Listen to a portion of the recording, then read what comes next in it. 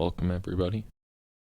Thank you so much for taking time out of your day to join me for day one of this introductory course. Day one will be soft and easy. It will be very guided as I try to walk you through, especially in these first few sessions, any scenario that you might encounter. Trying to show you the practice, how it works, and how to approach any difficulties that you do find. As the sessions progress, I will begin to speak less and less, allowing you to take over your own practice. But feel free to return to these earlier practices at any time if you do feel like a little more guidance would be useful to you. Thank you again for joining me, and let's get started.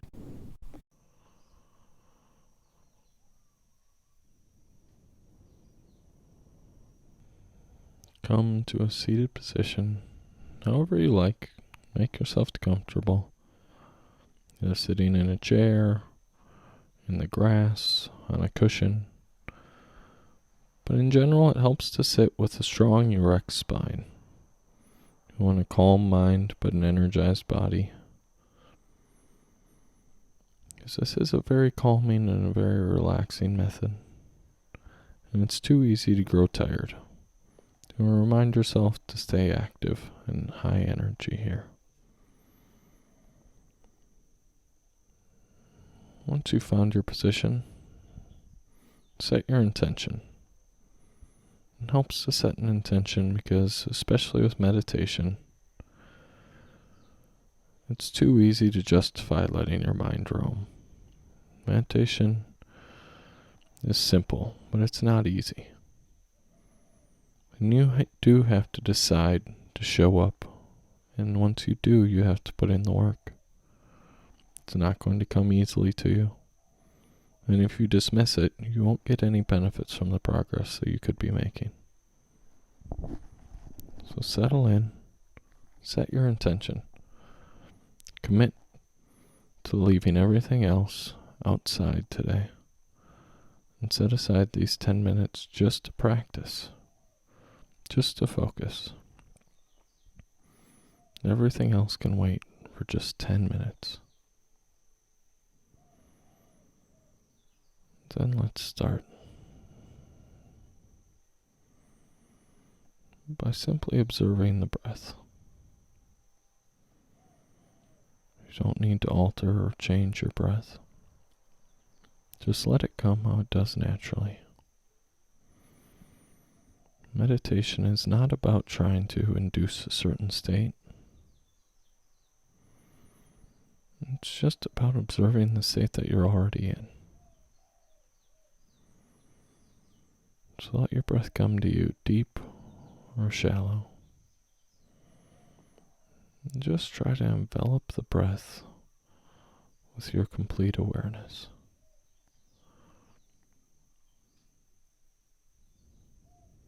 Notice how it feels in your chest, in your nostrils, on your upper lip.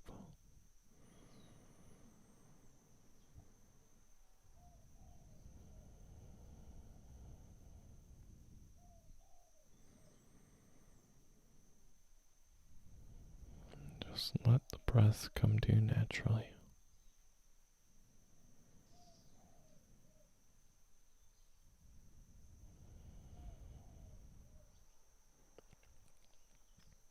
Throughout this practice,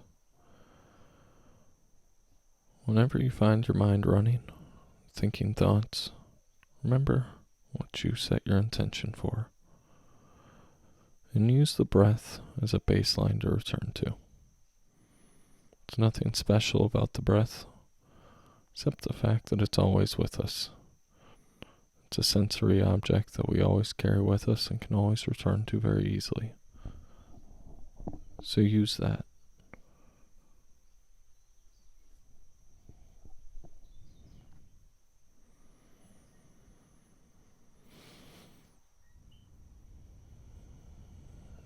open up your mind to your other senses.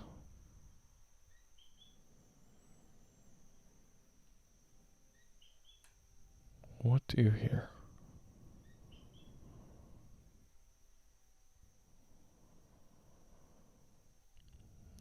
The goal is not to think about what you're hearing. Because as soon as you do that, you stop hearing it.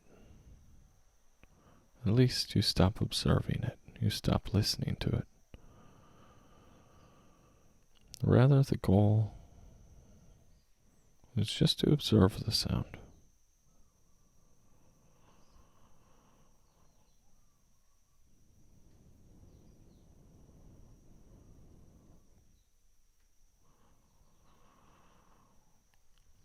How do these sounds make you feel? Are they automatically creating thoughts in your head?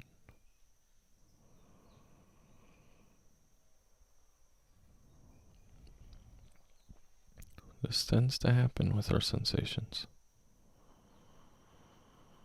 We hear or feel or see something, and our mind automatically starts running. So before we know it, we're lost in thought. We don't even know how we got there. So when this happens,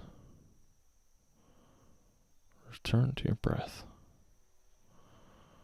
and give it your full awareness.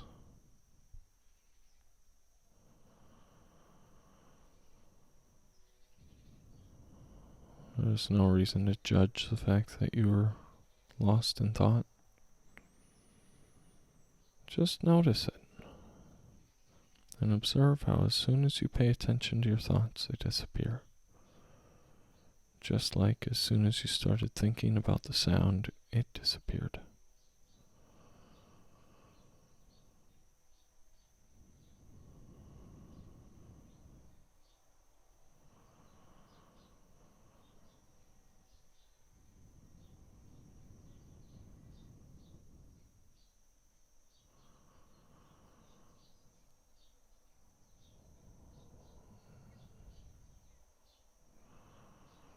Now observe your sense of touch.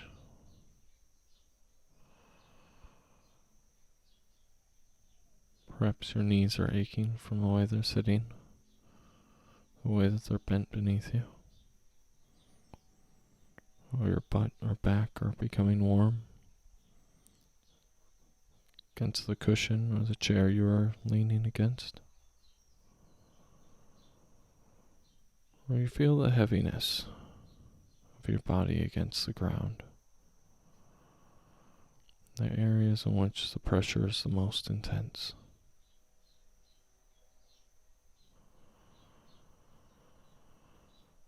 Just try to feel that as closely as you can. Observe the differences in the temperature and the pressure. Throughout your practices, you will inevitably have itches or tickling or pain or sweat or heat or cold. They are your body senses. And if it's an itch, you will want to scratch. If it's a pressure, you will want to relieve it. If it's a pain, you will want to manage it. Instead, try to just observe these sensations.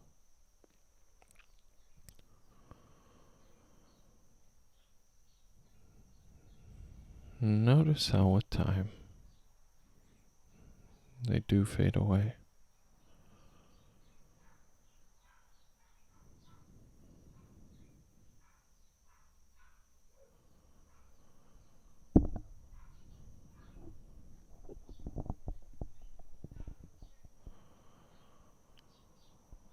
And come back to your breath.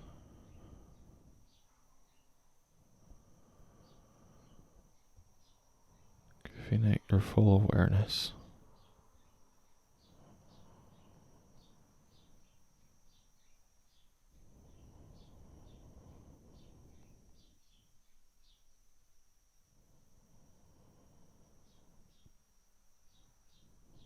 come back to the breath.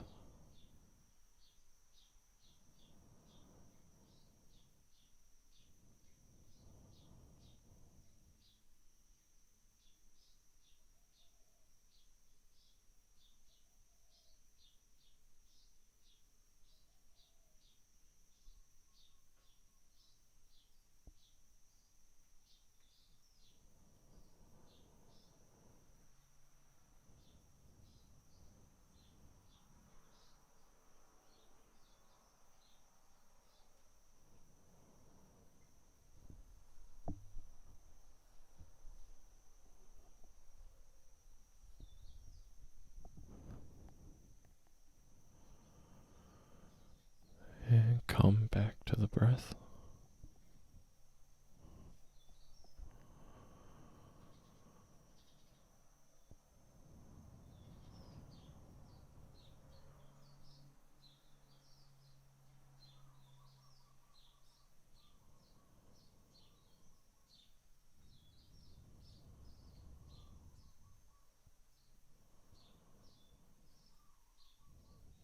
You may notice that your mind is racing with thoughts.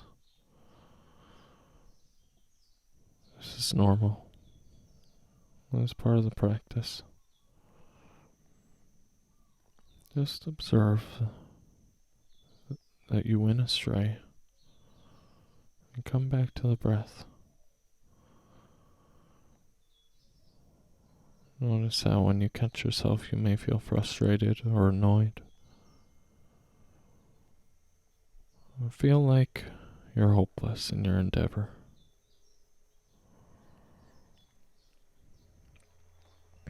But you are putting those feelings on yourself. None of them are true. You just got lost in thought, like we all do. And let those feelings go by returning your attention to the breath.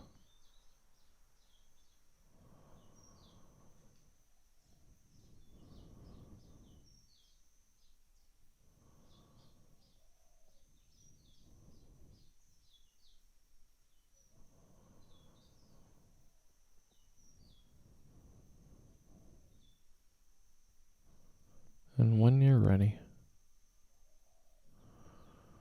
slowly,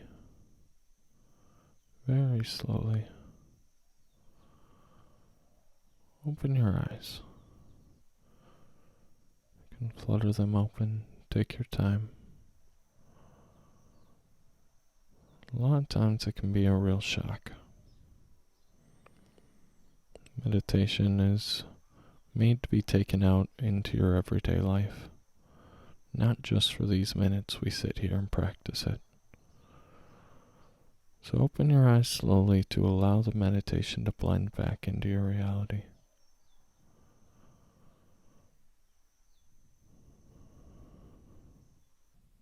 Thank you so much for joining me, everybody. And I'll see you again tomorrow for day 2. I began recording these meditations for 2 reasons, really. To help myself, as well as to help others. I've been meditating for about 7 years now, but it remains difficult for me to commit to the practice. Like daily exercise, healthy eating, or practicing gratitude and optimism, meditation's most beneficial when it's practiced regularly. But practicing regularly is not always easy to do. And despite seeing the benefits of these healthy habits in action in my own life, maintaining them is always a challenge. And despite proselytizing regularly to anyone who will listen, I have a long ways to go myself. So this recording is my way to commit myself more seriously to my meditations, and hopefully in the process, help a few of you to do the same. Now, there are a few common misconceptions that I would prefer to clear up before going any further. You do not need to shave your head, sit cross-legged, or burn incense to practice meditation. You also do not need to drop your religious beliefs or join a cult. Meditation is analogous to prayer in the sense that just because it is commonly associated with religion does not mean you have to belong to a particular religion to practice it, as there is nothing inherently religious about it. There is also nothing mystical or pseudoscientific about meditation. The results are in, both scientifically and experientially, and And the idea that if you practice it regularly, it will improve your mental well-being, just as exercise improves your physical well-being, should be considered a fact, not an opinion. The goal of meditation is simple, but the process is not easy. We spend all day, every day, tossed around in a torrent of thought, bouncing whimsically from one area of concern to the next. We tend to spend our time thinking about what we need or want to do in the future, or about what we are happy or unhappy we did in our past. This foresight and retrospect capability is immensely useful to us, but our goal is not to eliminate it. Rather, it is to keep it from commanding us. Most of us are victims of the thoughts in our head, and the stress, anxiety, anger, frustration, and depression we feel are results of these thoughts. When our minds run uncontrollably, we are at their mercy, and just how frequently our minds do run uncontrollably will become evident with meditation practice. So the goal of meditation is simply to make you more aware, to increase your levels of observation, and to help you live in the present moment. The benefits that go along with this increased awareness are practically impossible to overstate.